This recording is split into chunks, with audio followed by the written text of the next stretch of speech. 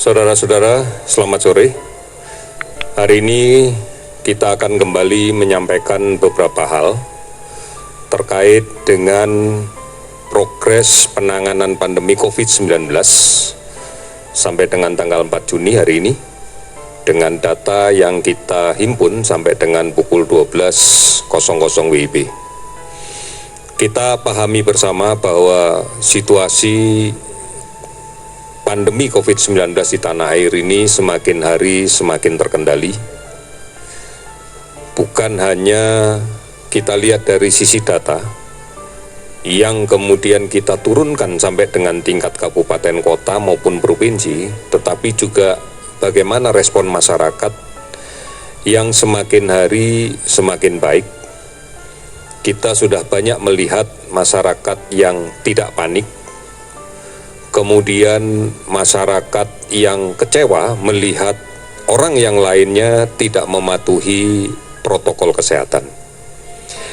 Setiap hari kami selalu mendapatkan informasi dari masyarakat tentang kekecewaan melihat masyarakat yang lain mengabaikan protokol kesehatan ini.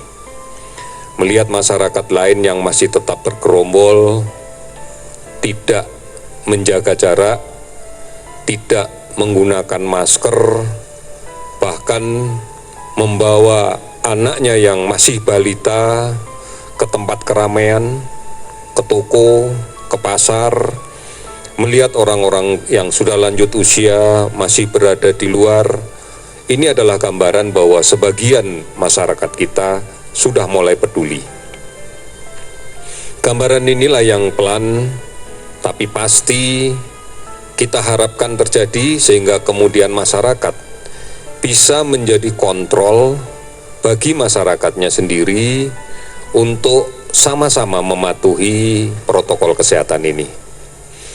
Kesadaran ini yang memang kita harapkan dan kami meyakini bahwa semakin hari ini akan semakin menjadi lebih baik. Saudara-saudara, mungkin kami akan mengingatkan hal yang sederhana. COVID-19 adalah masalah dunia. Hampir semua negara di dunia ini terdampak. Dan sampai dengan saat ini, kita masih belum bisa mendapatkan cara untuk memberikan kekebalan secara buatan dengan menggunakan vaksin. Karena proses pembuatan vaksin yang saat ini terus dikejar oleh para ahli di seluruh dunia masih belum mendapatkan pilihan yang terbaik. Oleh karena itu, kita juga tidak tahu pasti kapan itu akan bisa didapatkan. Meskipun kita semua berharap bahwa ini bisa kita dapatkan. Namun bukan hanya ini yang kemudian membuat kita diam, yang membuat kita pasrah, menyerah dalam situasi pandemi global ini. Kita bersama-sama seluruh bangsa di dunia melakukan hal yang sama, yaitu bagaimana kemudian harus merubah perilaku kita agar aman dari tertular COVID-19. Kita memahami bahwa penyakit menular itu pasti basisnya adalah masyarakat. Ada sumber penularan di tengah masyarakat yang tidak terisolasi. Bahkan pada fenomena COVID-19 ini seringkali kita dapatkan masyarakat yang tidak sadar kalau dirinya sakit. Sehingga kemudian tidak ada langkah-langkah nyata untuk dia lakukan guna melindungi orang lain agar tidak tertular penyakit yang dia bawa. Kita mengenal terminologi orang tanpa gejala. Inilah yang kemudian menjadi permasalahan kita. Atau sebenarnya ada gejala, tapi demikian ringannya sehingga tidak dianggap bahwa dia sakit atau tidak merasa dia sakit, atau masyarakat juga tidak melihat dia sakit. Panas tidak tinggi, batuk juga tidak parah sekali-sekali, dan merasa tidak ada masalah dengan aktivitas fisiknya, padahal di dalam tubuhnya ada virus. Padahal dia bisa menularkan kepada orang lain melalui droplet pada saat dia bicara, pada saat dia batuk, pada saat dia bersin, dan dia tidak menggunakan masker. Yang kedua adalah adanya masyarakat atau orang lain yang rentan tertular karena tidak menyadari dan tidak mau melaksanakan protokol kesehatan dengan baik, mengabaikan menjaga jarak, mengabaikan kebiasaan menggunakan masker, mengabaikan kebiasaan mencuci tangan. Inilah yang kemudian menyebabkan proses penularan masih saja terus terjadi. Saudara-saudara, sebagian masyarakat kita sudah menyadari itu. Oleh karena itu, sekarang sudah bukan menjadi suatu pemandangan yang aneh manakala ada orang menggunakan masker di luar rumah. Namun akan menjadi perhatian banyak orang manakala ada orang yang tidak menggunakan masker di luar rumah. Inilah perubahan-perubahan yang kita inginkan. Inilah tata kehidupan baru yang sebenarnya ingin kita ciptakan. Sehingga mentaati dengan disiplin dan melaksanakannya protokol kesehatan itu bentuk konkret dari upaya untuk mencegah tertular COVID-19. Harapan kita ini bisa membudaya. Oleh karena itu, pada berbagai kesempatan kami menyampaikan bahwa agent of change yang bisa melakukan perubahan secara fundamental ini adalah keluarga. Peran keluarga, peran kepala keluarga, peran ibu, peran bapak sangat-sangat penting untuk mengedukasi dan memberikan keteladanan kepada anak-anak kita agar tidak tertular. Saudara-saudara, arah ke sana sudah mulai kita lihat di tengah masyarakat. Oleh karena itu, tadi sudah dijelaskan bahwa mematuhi protokol kesehatan tidak harus menunggu wilayah domisili kita menjadi zona kuning. Tidak harus menunggu wilayah zona kita menjadi orange. Dan tidak perlu menunggu wilayah kita menjadi zona merah. Sejak sekarang, dimanapun kita berada, apapun zonasi warna wilayah tinggal kita, patuhi protokol kesehatan. Hanya ini yang bisa kita lakukan kalau kita ingin selamat dari tertular COVID-19. Kami berharap kesadaran ini menjadi kesadaran kolektif yang tentunya harus berbasis kepada keluarga.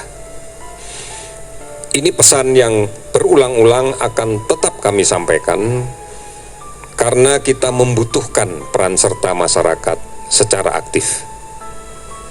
Jadi gunakan masker bukan karena diperintah, mencuci tangan bukan karena diawasi, menjaga jarak karena memang diperintah. Jadikan ini sebuah kesadaran kita tanpa diperintah, tanpa diawasi, karena ini kebutuhan bagi kita untuk tetap sehat. Kalau kita sehat, keluarga kita juga sehat. Karena basis kita adalah keluarga.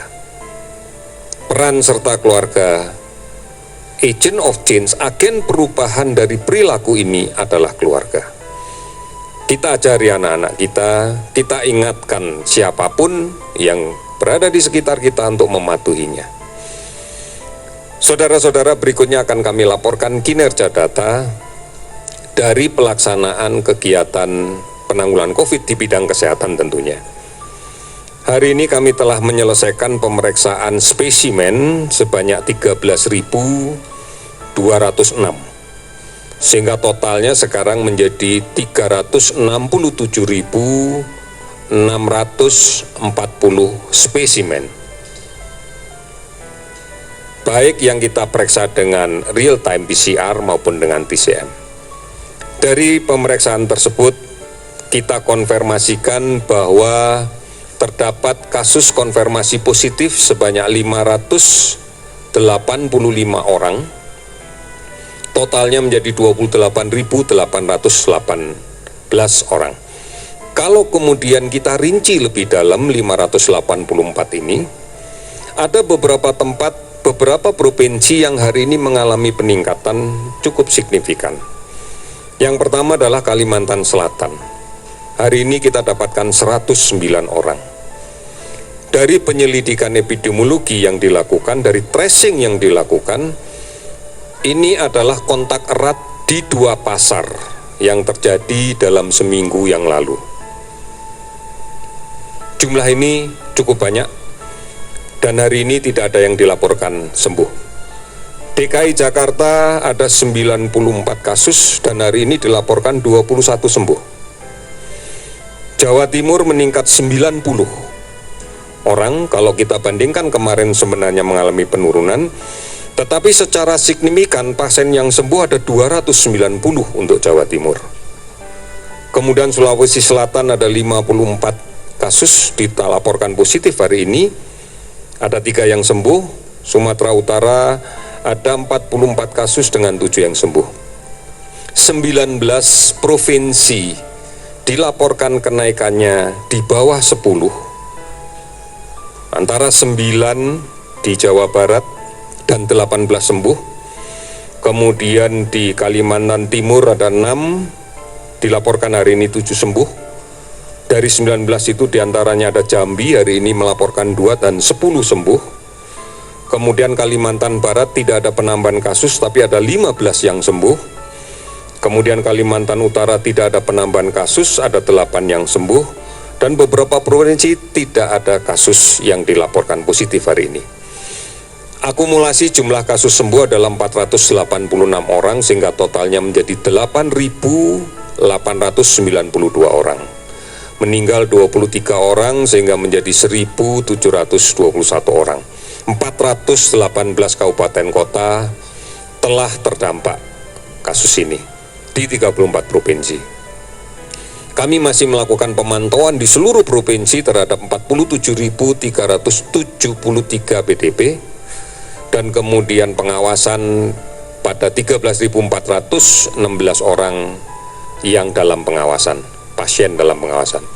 Saudara-saudara, kalau kemudian kita lihat secara keseluruhan, kita bisa melihat bahwa kesadaran masyarakat sudah mulai bangkit dan cukup bagus, dan kami bangga dan mengapresiasi ini. Karena sudah mulai menyadari betapa pentingnya untuk kemudian rajin mencuci tangan dengan menggunakan sabun dan air yang mengalir. Kemudian sudah mulai menyadari bahwa membutuhkan masker setiap keluar rumah dan betul-betul selektif untuk keluar rumah, hanya untuk hal-hal yang dirasakan penting. Kemudian sudah mampu untuk mematuhi ketentuan menjaga jarak. Dan sudah mulai banyak kita lihat menyadari betul tidak ada untungnya berkerumun. Tidak ada untungnya kemudian berdesak-desakan. Kita semuanya harus menyadari ini, karena inilah cara kita untuk bisa produktif namun aman dari COVID-19. Oleh karena itu, mari tetap kita ikuti informasi yang benar tentang COVID-19 ini. Ada portal covid19.go.id yang bisa kita akses. Ada call center 119 extension 9 yang bisa kita hubungi setiap saat. Ada akun media sosial @lawancovid19 yang bisa kita ikuti. Banyak sekali aplikasi-aplikasi online yang kemudian bisa kita gunakan untuk kepentingan berkonsultasi seputar COVID-19 ataupun tentang penyakit-penyakit yang lain. Ini juga merupakan satu cara bagi kita untuk menghindari mengantri, menumpuk, berdesak-desakan di rumah sakit hanya untuk kepentingan konsultasi. Gunakan layanan-layanan online.